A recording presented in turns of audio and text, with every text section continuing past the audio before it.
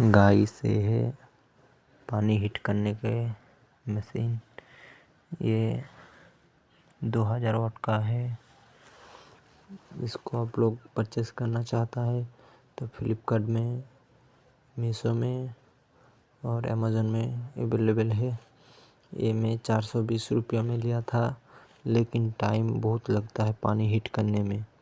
कम से कम 20 से 30 मिनट लग जाएगा गाइस। अगर आप लोग का पास टाइम है हीट करने के लिए तो आप लोग ले सकते हो, लेकिन ये करंट बहुत खींच रहा है। आप लोग का मर्जी है दोस्तों। मैं ऑनलाइन में ऑर्डर किया था, मेरे को 420 रुपये पड़ गया था।